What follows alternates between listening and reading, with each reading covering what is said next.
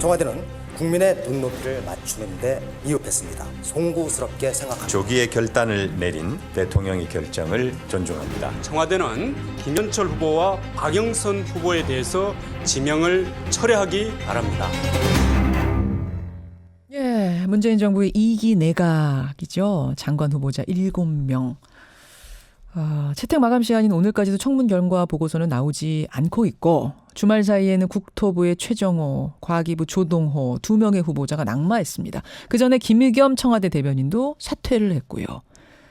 하지만 한국당과 바른미래당은 이것도 충분치 않다는 입장입니다.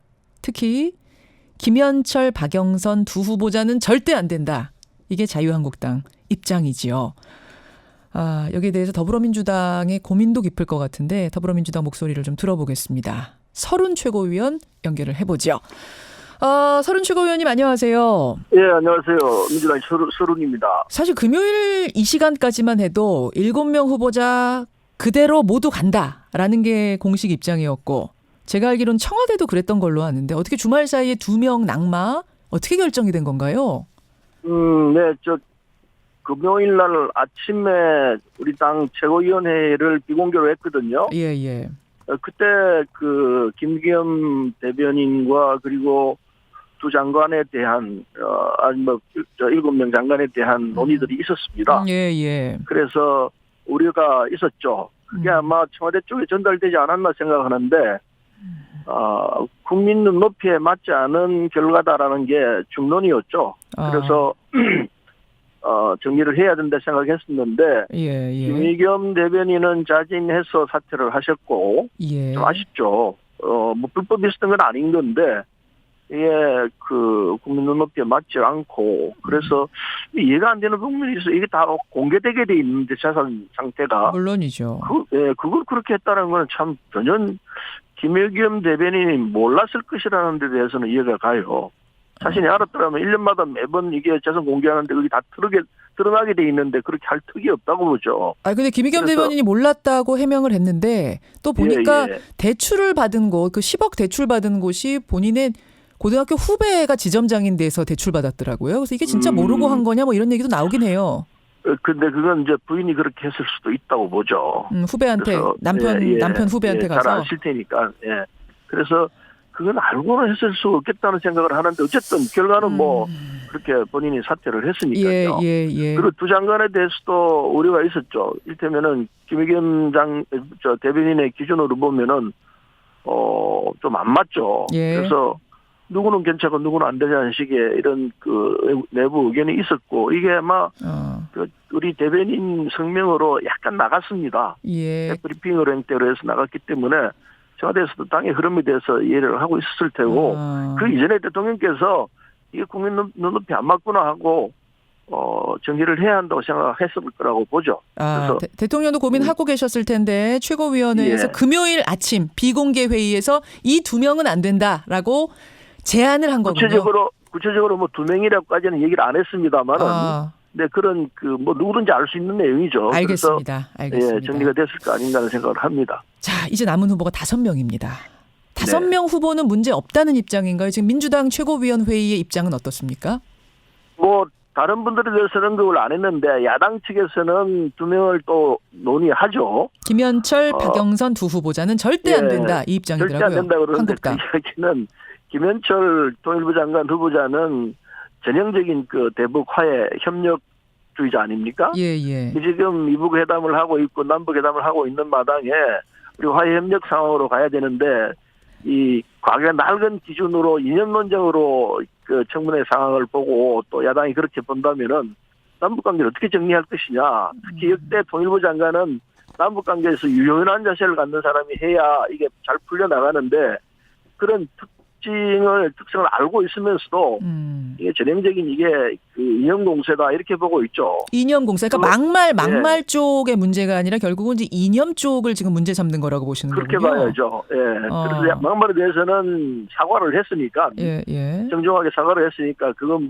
우리가 받아들여야 한다 생각하고 박영선 장관 부분에 대해서는 오히려 그건 우리가 이해하기 힘들죠. 이게 장관 청문회가 정책이나 그 사람이 갖고 있는 비전을 보겠다는 게 아니고 예. 그냥 신상 털기로 해서 망신 주기 뭐 이런 식으로 간다면은 청문회 자체 이게 뭐가 필요가 있냐는 회의론이 나올 수도 있다고 보죠.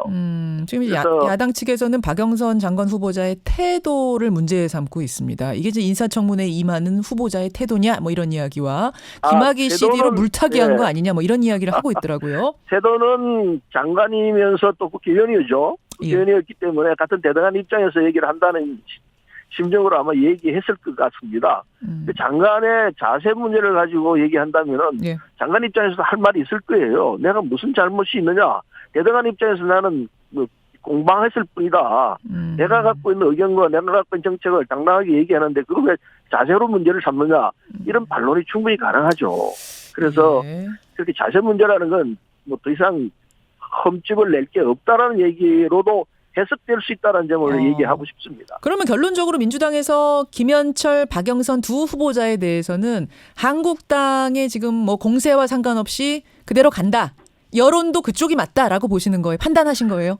근데 국민 눈높이하고는 크게 차이가 안 날 것이라 생각합니다. 그 두 후보자는? 남북관계, 예, 통일부 장관으로서는 어쨌든 남북관계를 잘 이끌어내야 되기 때문에 이념적 유연성을 갖고 있는 사람이 하는 것이 좋겠다 생각하고 그리고 중소기업부 장관을 맡는 박영선 장관 후보자 입장에서는 과거에 그 인사청문회 위원장도 했었기 때문에 저는 뭐 이 장관으로서 비전이나 정책을 갖고 있는 입장에서 국민 눈높이 볼 때 그 박영선 좋아, 장관 좋아 아마 이렇게 말하지 않겠나는 생각이 들어요. 이게 근데 이제 한국당이 워낙 절대 안 돼. 지금 이 정도 얘기하고 있기 때문에 제1야당 아닙니까?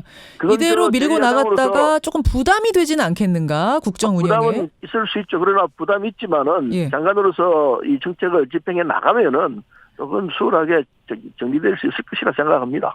이 입장은 원래 야당은 강경한 입장을 갖죠. 특히 박영선 입장은 대야 투쟁의 제1선에서 있던 분이었기 때문에 야당 입장에서는 껄끄럽고 틀림없을 거예요. 그러나 그건 정치적 공방의 문제고 이제 정책을 집행하는 장관으로서 가면은 과거와는 전혀 다른 그런 정책 집행자로서의 위치에 갈 것이라 생각합니다. 야당도 그렇게 걱정할 필요 없다고 봅니다. 5명은 그대로 간다. 근데 이제 아무튼 이렇게 인사 때마다 논란이 불거지다 보니까 청와대 인사 라인, 민정 라인도 책임을 져야 하는 거 아니냐. 뭐 조조 경질론, 조조 책임론 이렇게 나오더라고요. 조국, 조현옥 두 수석. 어떻게 보세요? 그런 얘기가 있을 수는 있다 생각합니다. 그러나 인사청문회 때마다 이런 문제가 나오는데 그럼 청문회 할 때마다 이 인사수석들을 바꿔야 되고 민정수석을 바꿔야 한다면은 수십 명 갈았어야 할 거예요. 수십 명 갈았어야 할 것이다. 책임이 없다고 할 수는 없지만은 그러나 이것 가지고 또 갈아야 한다면은 맨날 민정수석, 인사수석 갈다가 이 볼일 못 볼 거예요. 그래서 이 부분에 대해서는 일테면은 따끔한 질책으로 생각을 하고 가야 할 것 아닌가 하는 생각을 합니다. 근데 이제 따끔한 질책을 계속 받았어요. 지금 계속 받으면서 이번에는 좀 심했던 거 아니냐라는 이야기가 나옵니다. 무엇이냐면은 특히 이번에 이제 경질하게 된 조동호 후보자 같은 경우에는 부실학회에 참여했던 걸 본인이 신고 안 했기 때문에 우리는 검증할 수가 없었다. 본인이 신고한 것만 검증하려고 하면 도대체 인사수석, 민정수석은 왜 필요한 거냐 뭐 이런 얘기 나오거든요.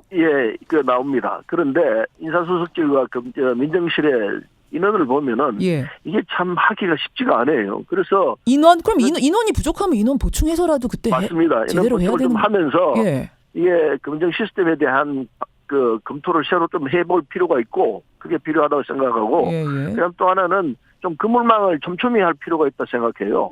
일종의 부동산 투기 문제 등등은 이건 7대 원칙에 안 들어있거든요. 그렇죠. 그래서 이런 부분도 좀 들여다보고 좀 더 범위를 넓혀가지고 말 그대로 국민들이 보기에 이거 문제가 있다 싶은 거는 다 걸러낼 수 있는 이런 장치를 갖춰야 한다 이렇게 생각을 합니다.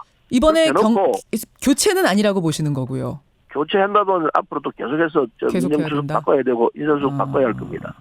인사추천 실명제 얘기도 나오더라고요. 인사추천할 때 누가 추천했다라는 걸 아예 실명으로 좀 하고 하면 더 책임감 있게 하지 않겠는가. 뭐 그건 좀 필요하다고 생각합니다. 인사 그 실명제를 하게 되면은 책임감 있게 사람을 추천할 수 있거든요. 그렇죠. 그건 우리 대통령의 공약이기도 한데 그 빨리 도입을 해서 물론 그걸 공개할 필요는 없다고 생각합니다. 그러나 적어도 책임을 지면서 사람을 추천해내는 이런 뭐가 있어야지. 그렇지 않으니까 그냥 무책임하게 이렇게 할 수 있는 조건도 있기 때문에 인사 수준 책임제는 꼭 해야 할 것 아닌가 하는 생각이 듭니다. 이거 그럼 법안으로 빨리 좀 올리면 안 돼요? 법안으로 하기보다는 청와대 시행령으로 할 수도 있고 자체 내에서 그걸 원칙으로 정해놓으면 될 것 같습니다. 근데 왜 안 하고 있는 거죠? 이제 이런 사안이 들어서니까 이제 필요성이 있구나 하는 걸 느꼈을 거라 생각합니다. 이번에는 좀 추진될 것 같은 분위기도 느껴집니까? 네네. 예. 지금 문자도 굉장히 많이 들어오는데요. 서른 최고위원님. 제일 많이 하시는 말씀이 뭐냐면, 도대체 사람이 없는 건지 아니면은 인사청문회 이거 싫어갖고 다들 이 거부를 해서 그런 건지, 그러니까 1순위, 2순위, 3순위 계속 밀리다 보니까 이런 건지, 왜 이렇게 매번 청문회마다 문제 있는 위장 전입 하나씩 다 걸리고 부동산 하나씩 다 걸리고 왜 이러는 거냐라는 문자가 되게 많이 와요. 이게 원인이 있습니다. 이게 이 제도가 도입된 게 우리 김대중 대통령 때부터 도입이 됐거든요. 대통령께서 대통령 되시고 난 뒤에 미국처럼 청문회 제도를 도입해서 도입을 했던 건데 그게 이제 아직 20년이 안 됐습니다. 안 됐죠. 그런 상황에서 20년은 지난 20년 딱 20년 됐습니다. 그런 상황에서 그 이전에 있었던 사안들에 대해서 이게 사실은 공직자라든지 우리 사회 지도층을 지금 형성하고 있는 분들은 그때는 젊은 시절이었습니다. 아니 근데 20년 안에 일도 많잖아요. 지금 일어나는 거 보면. 이런 장치가 없었기 때문에 그냥 자연스럽게 너도 나도 다 같이 이런 분위기가 사회 분위기가 있어가지고 이장 전입이라든지 부동산 투기라든지 이런 데 대해서 둔감했을 수 있다 생각합니다.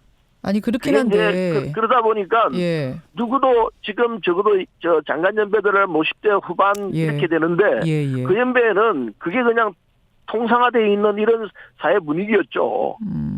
우리 같은 사람은 그런 상황이 아니었습니다만은 그래서 참 사람 골라내기가 어렵다라는 것이 민정과 인사 쪽의 이익입니다. 현실적인 얘기이기 때문에 그럼에도 불구하고 아주 제대로 된 사람들도 있기 때문에 인사 이 검정 시스템을 좀 오픈해가지고 여러 사람이 함께 참여하는 이런 시스템이 된다면은 잘 걸러낼 수도 있고 좋은 사람을 찾아낼 수도 있을 거라 생각을 해요. 저는 좀 답답한 생각이 드네요. 그러면은 우리 주변에 50대들은 다 위장 전입하고 부동산 집테크하고 다 이랬다는 이야기인가? 이게 그 얘기는 아닙니다만은 그 얘기를 그렇게 확대하실 거는 없고 그런 현상이 있기 때문에 사람을 골라내기가 참 쉽지 않다는 얘기를 그냥 말씀드리는 겁니다. 알겠습니다. 하여튼 국민들의 답답한 신경 좀 전했고요.